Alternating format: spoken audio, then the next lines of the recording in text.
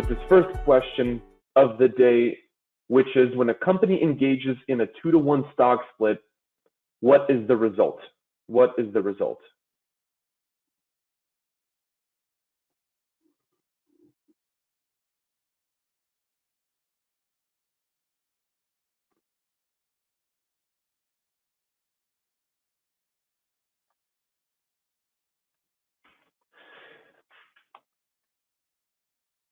I can even put a timer on. So let's do 30 seconds here for everybody.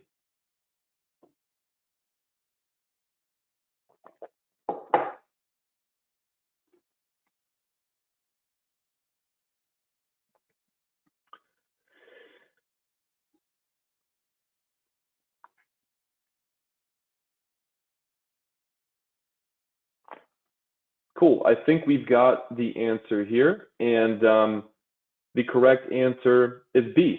So great job, everybody who answered. When a company engages in a stock split, there's a change in the number of shares and the share price, but there's no economic change. There's no economic change, ownership before or after the stock split.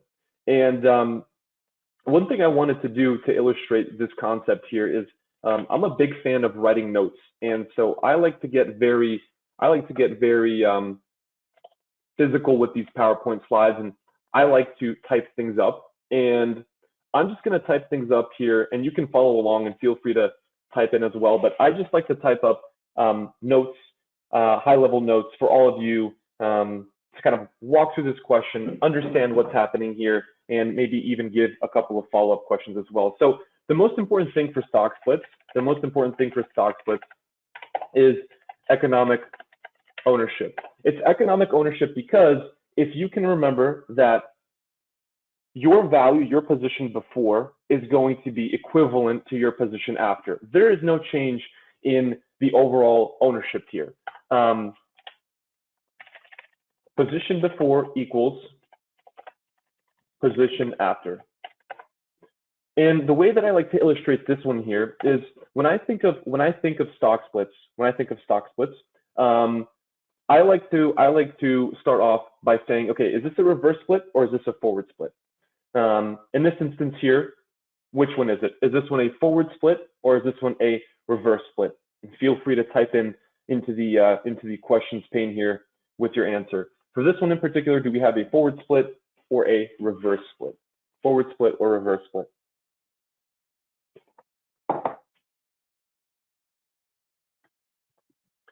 Thank you, Abina. Much appreciated.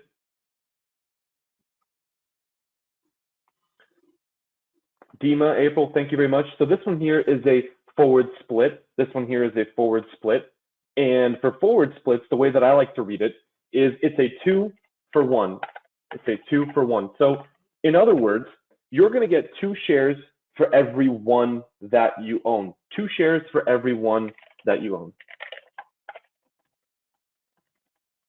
2 shares for every one that you own. So if I give you an example and I basically say, let's say that Tom, he owns 50 shares of, Tom, what's a stock that you've been looking at recently that you really like? Apple. Apple. Let's say Tom owns 50 shares of Apple, and gosh, what's Apple's stock price? It's like 100. It's like 100 something. Stock price is, let's say 150. We'll keep it easy. Keep it 100. If Apple were to engage in a 2-for-1, then you're going to be getting 2 shares for every one that you own. So in this instance, Tom's 50 shares will turn into 100 because he's getting 2 for the 50 that he owns. And because the number of shares is increasing, and by the way, we know that the position equals the position before equals the position after.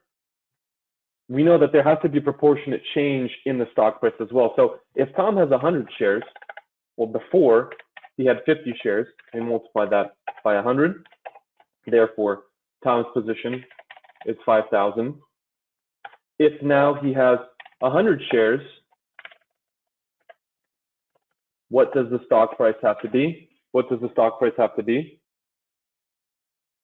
The stock price is going to go down to 50. So the point here is that with stock splits, it's proportionate. Your position before equals your position after. And as long as you know the value before, you can find the value after. And by the way, I'd like to go through this exercise first off because I like to introduce the type of math questions that you will see on the SIE, So this is the extent of what the math questions will look like. They won't ask you for anything super sophisticated or overtly complicated. It's going to be a step-by-step process like this. And I always like to start off with something, straightforward and easy like this question here, because it's the extent of what the math is going to look like. So if you're wondering what is the math going to look like on the exam, this is pretty much the thinking and the logic the regulators want you thinking about. So here's a follow-up question for everybody before we move on. My first question for everybody is, when might a company engage in a stock split, and when might a company engage in a reverse split? So two questions for everybody here. I'm going to highlight them in red because this is a testable point on the exam. When might a company engage in a stock split, and when might a company engage in a reverse split? Feel free to chat in your answers below.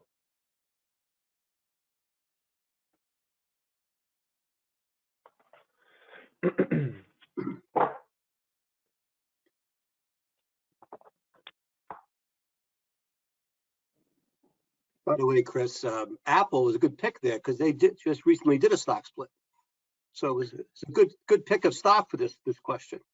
It is, and hey Tom, you're the one who picked it, so that's a master at his work. You knew Apple did a stock split. Perfect example. Yes, very good. So thank you, Dima and April for contributing here. Stock splits are useful for when a company wants to make their shares a little bit more marketable. A lot of it is marketability. So Apple is a perfect example here.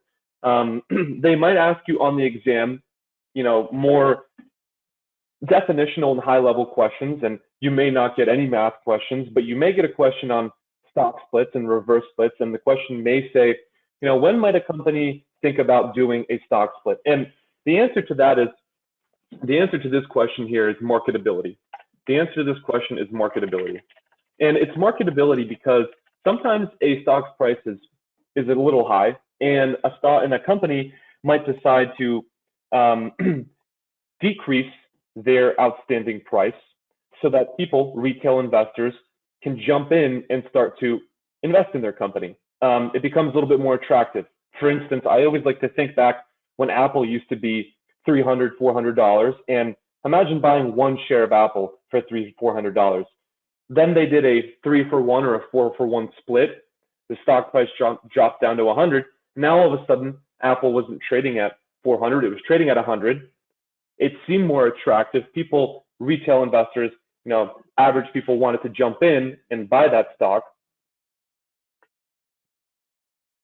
But there was no change. There was no change to the company overall. There's no change to the company's market cap. It's proportionate. So the number of shares outstanding will be proportionate to the change in price. So if a stock price is too high, for instance, Tesla, Amazon, that stock is a little too high. They should consider doing a stock split. Reverse splits are interesting because reverse splits aren't as common. But reverse splits typically are used for a company to avoid delisting. So reverse splits is typically used for a company that wants to avoid delisting. The listing requirement for major exchanges is about $1 per share. So if a company is, dropping in stock price very significantly, they might do a reverse split, which is the exact opposite. They want to prop up their price, so therefore they're going to decrease the number of shares outstanding, and they're going to increase the price as a result. Cool. Everyone good here.